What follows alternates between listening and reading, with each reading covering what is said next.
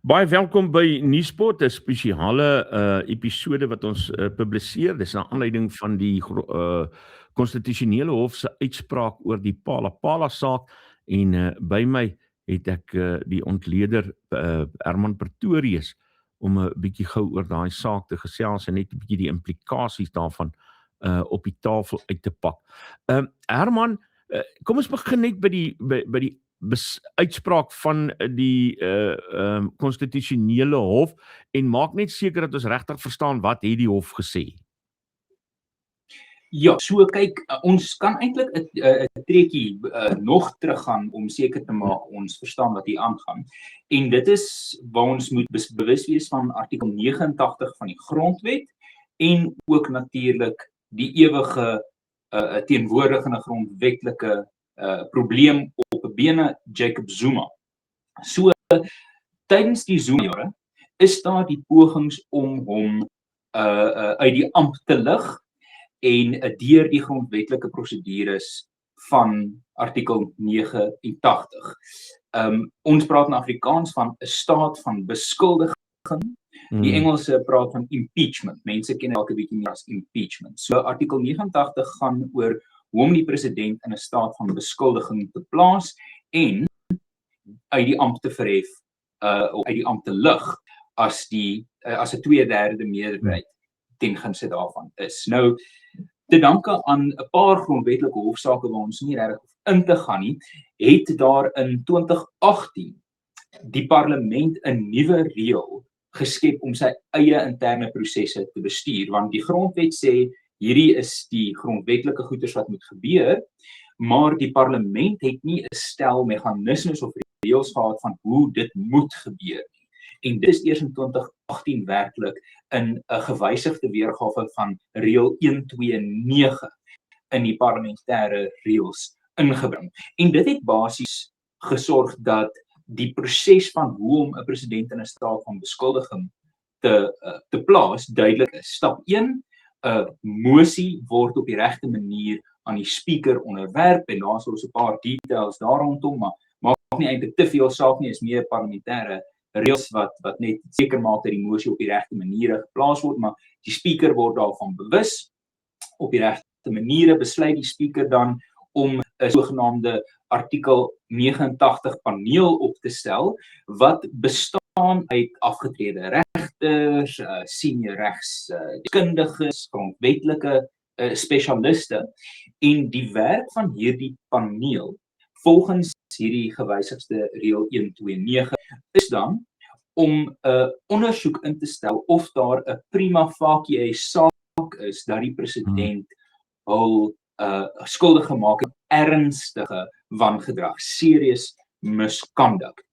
Dan stel die paneel hierdie vraag op in terme van hulle luister na getuienis, hulle neem getuienis, hulle kyk na bewysstukke en hulle stel dan 'n verslag saam wat in terme van 129 voor vandag se uitspraak dan na die parlement toe gegaan het en die parlement kon dan besluit het met die eenvoudige meerderheid of nie, of daai verslag verder deur die huis gedebatteer moet word, deur die parlement gedebatteer moet word en op die ou ende moet uitloop op 'n staat van beskuldiging stem op die volle vloer van die nasionale vergadering.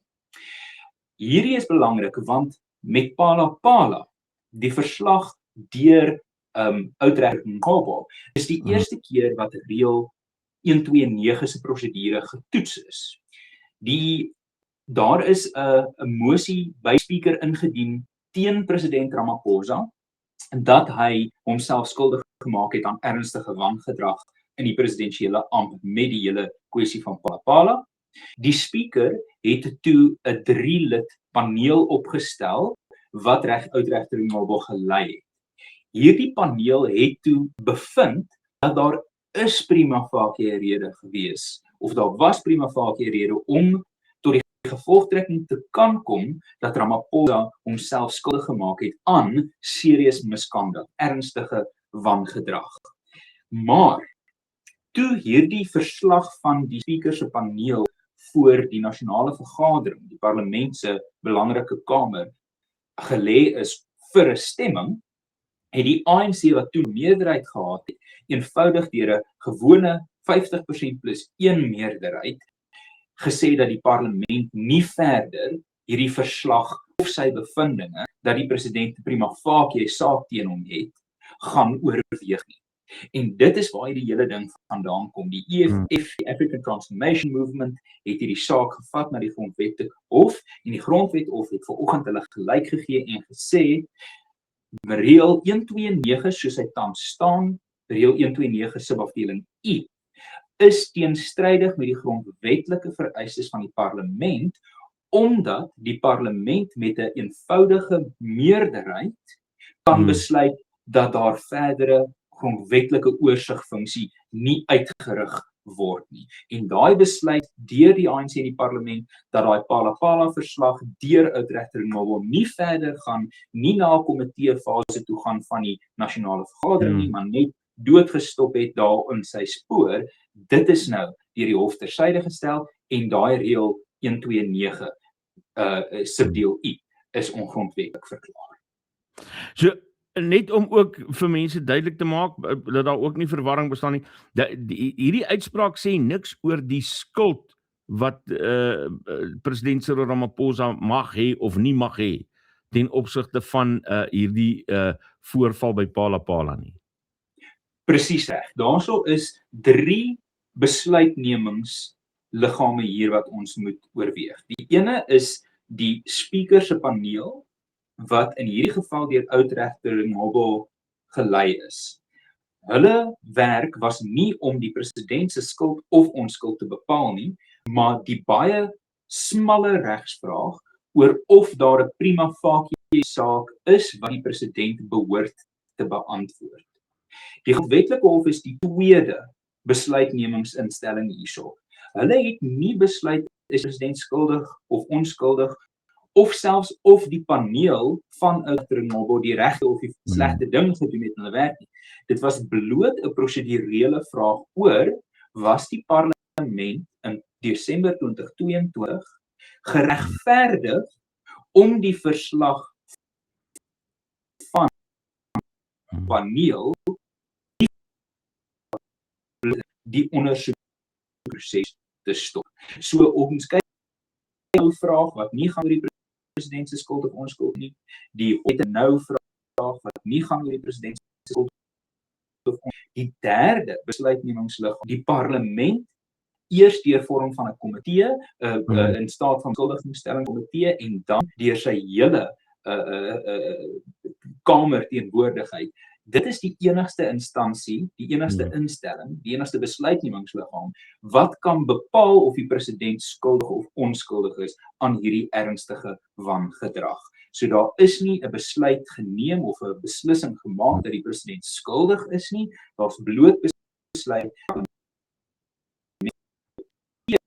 nie die Nobo verder te vat in die proses na 'n impeachment committee of 'n staat van beskuldigingskomitee van waar af die parlement sy deel sou begin bybring om te besluit het president Ramaphosa onskuldig gemaak aan iets om uit die ampt kan lig.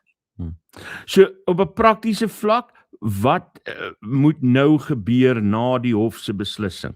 Wat het die hof vir die parlement gesê moet nou gebeur? Kyk, ek is nog nie 100% seker of daar 'n baie spesifieke voorstel is gebeur in terme van of homself laat inmeng het met die proses nie. Ek sal nog die details van daai deel van die uit moet kry. Hierdie uitsprake word nie onmiddellik op die internet gelaai nie. Maar wat duidelik is dat ons gaan basies ten opsigte van die status van hierdie beslagreg uit Nobo, gaan ons basies terug na Desember toe. Verslag is asof nou net deur die speaker se paneel deurgevoer is en daar moet nou die volgende stappe geneem word van 'n staat van beskuldigings status komitee aanstel wat uit meerdere partye gaan moet bestaan wat gaan besluit oor of die president werklik dan sy ampt moet verloor. So Die klok gaan basies teruggedraai word na net voordat die parlement hierdie grondwetlike foutiewe besluit geneem het. Is hierdie 'n bewys dat ons 'n ware grondwetlike demokrasie is? Dis 'n goeie vraag. Kom ek sê dit so. Ek dink dit is 'n bewysstuk, maar nie 'n bewys nie. En wat ek daarmee bedoel, is dat geen hofsaak of geen regsbesluit of ernstige besluit moet ooit net op een bewysstuk berus nie. Die bewysstukke moet saamgestel word om uit hulle oortuiging te kan wys hierdie is 'n bevestigende of weerleggende gevolgtrekking. So ek dink nie hierdie is noodwendig 'n bewys dat ons grondwetlike bestel in 'n klare perfekte toestand is nie, maar ek dink dit is 'n bewysstuk wat daai argument ondersteun. Ek is nie altyd die grootste aanhanger van die grondwetlike hof nie. Ek dink daarso is vrae wat mense kan vra oor hierdie uitspraak. Ek dink daarso is die argumente wat die parlement gemaak het oor dat dit is nie die hof se plek om in te meng met die parlement se eie reëls en eie besluite nie, dink ek is heel geldig. Maar wat my amper 'n sterker bewysstuk is van dat hierdie dui op 'n positiewe eerder as 'n negatiewe of 'n heeltemal 'n hopelose toestand, is die ANC se eie reaksie op hierdie hofbeslissing. Ons het al die ANC gesien volledig populisties gaan teen die regbank uitvaar. 3 keer het hulle gekies om dit nie te doen nie. Hulle het 'n verklaring gesê, hulle respekteer en waardeer die duidelikheid wat die hof nou hieroor gebring het.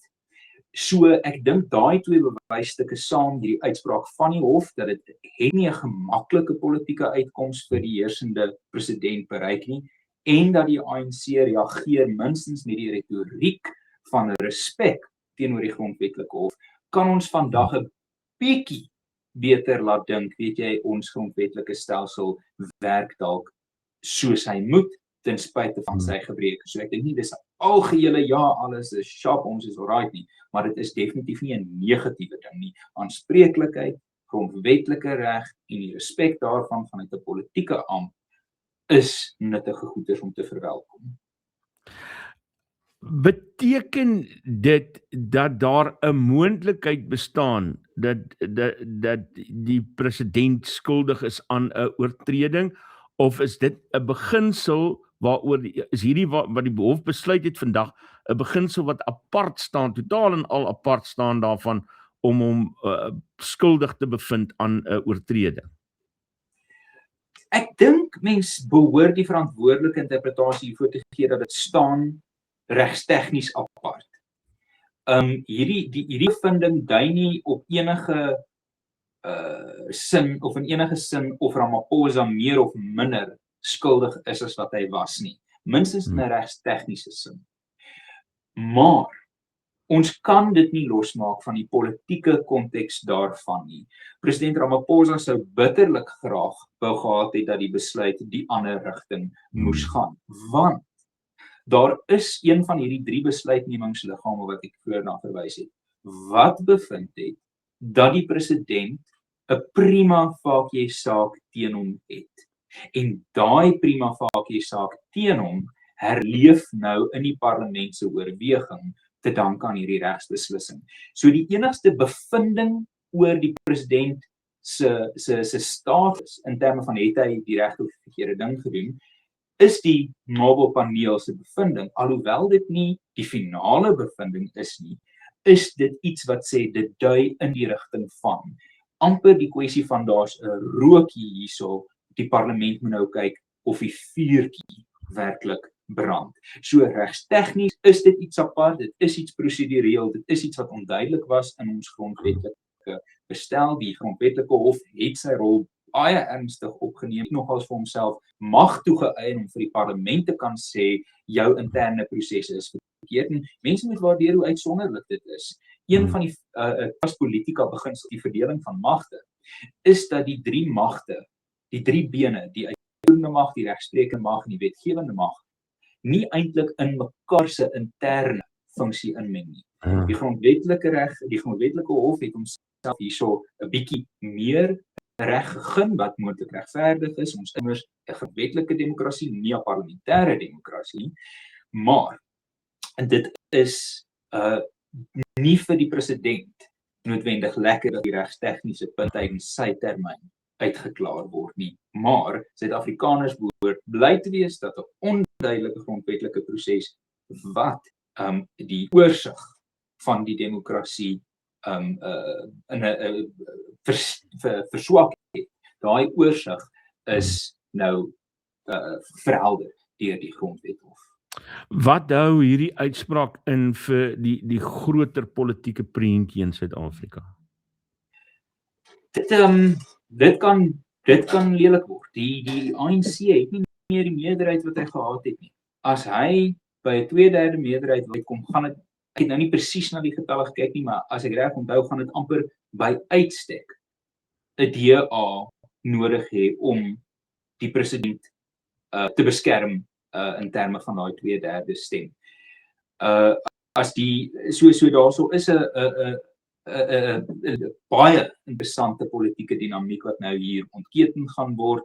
Wie op die komitee gaan sit om die staat van beskuldiging te ondersoek, is natuurlik baie belangrik. Die ANC het nie meer sy meerderheid nie, hy kan nie meer net sy sin kry nie. So in die groter prentjie is hierdie waarskynlik die grootste krisis van die Ramaphosa presidentskap. Hy is nou in 'n ernstige sin ingedrang, want sy parlement of sy parlementêre caucus het nie die beheer om te beskerm soos wat hulle in 2022 probeer het nie. En hy is ook wat die Engelse noem 'n lame duck. Hy is nie meer 'n president wat regtig vir nog lank patronaatskap kan bestuur nie. So die ANC het in hierdie stadium vreeslike lojaliteitsskeurings, daar's vreeslike faksies en mense moet nou eintlik gaan kyk na jou RNE partye, jou IFP, jou DA, jou Vryheidsfront Plus, jou Patriotiese Alliansie, om te sien of hulle bereid is om Ramaphosa, die enigste politikus op hierdie stadium wat eintlik die RNE kan bymekaar hou of kan maak werk in terme van getalle en publieke gesindheid, is hulle bereid om hom te beskerm. Dit lyk dalk nie so nie. Die DA het volgens my 'n uitstekende verklaring uitgereik waarin hulle sê die proses moet sy gang gaan.